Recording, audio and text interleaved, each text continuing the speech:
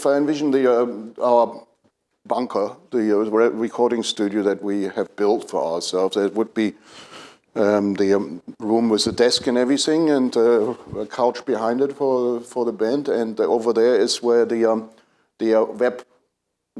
camera and internet operator would sit as another engineer. So we have a recording engineer and the internet engineer. Then we have one camera in this room, and through the glass you have over there have the other rooms that we work in. And so you have 3 cameras in there, 1 camera in here, and we would announce basically for every working period we have, we would say like every week there would be a webcast. And in these webcasts we were very much, you know, you would keep the session in which you listen to 11 takes of the same song rather to yourself, because that is fairly boring for people to watch. So in these webcasts we would usually start working on new material. Neubauten is I think it's okay to say that Neubauten is a very good live band. So for us, it was actually helpful to know that people are watching you and can hear you, because it creates a kind of a semi-live atmosphere. You're trying to push it. You're trying to actually get somewhere with what you're doing.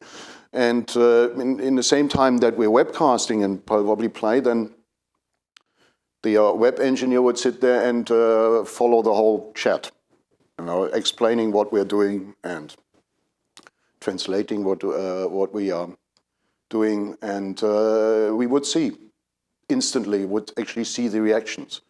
If they start talking about the weather in Toronto, then we know that what we're doing seems to be not very interesting. But sometimes you notice if it has if it has potential. These people are not stupid. They are very much interested in it. They know what we're doing. They actually and they also say, this reminds me of that, and this is a bit like that, and that's a good idea, and I don't like doing that. It's the same relationship that you probably have with your friends when you play them a rough mix. You know? So you would play your friends a rough mix on an unfinished piece, and you it would be okay if they comment on that. And that's also the level I would take these comments. It wasn't really that anyone saying play something else or do this.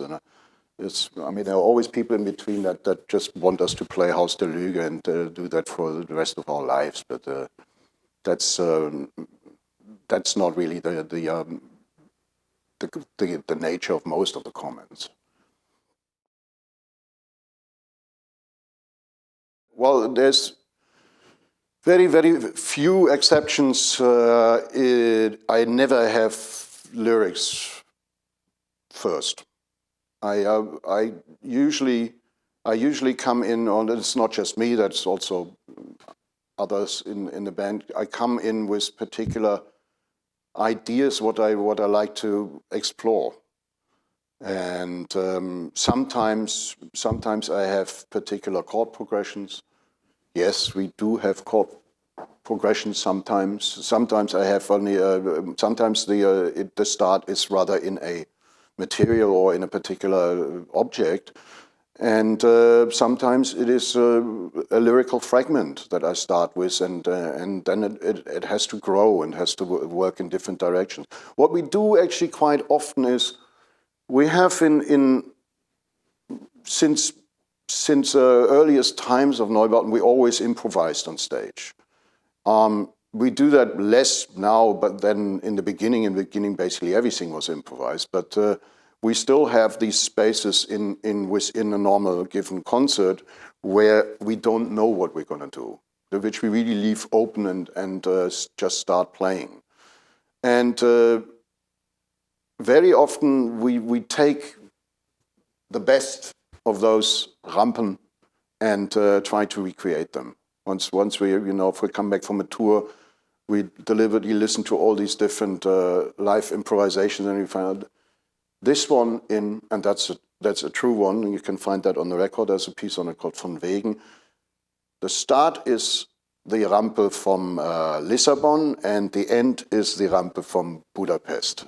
We just mashed them together and replayed them in the studio. But that sounds easy, but that is to create it in exactly that way is actually quite difficult. So I am always the last one to finish a record in the sense that where you really have to nail me to the wall so that I can start right. It's really if there's nothing left to do, then I know, okay, now I have to go through psychoanalysis again. And that's then what I do. I take all the different fragments and things that I have given to a particular piece and start sorting them out, working on them, singing, taking the criticism, singing again, writing again. Then I have a printer in the studio, I print it out again, and change the words. And then in the end, I will sing 3 times the same thing until I have three good takes, and then I leave. And I let Boris, the engineer, sort it out because I can't judge about it anymore. And then usually with the distance, then I start thinking, shouldn't it be better for Steck than for Berg, or maybe I should put that sentence one earlier, and so on. And then I come back and do it again. And but then usually 2 days, 3 days, and then it's done. This record is very, very much based on vocals, you can say. It has a lot to do with the vocals, and it has a lot to do with my singing and with the lyrics.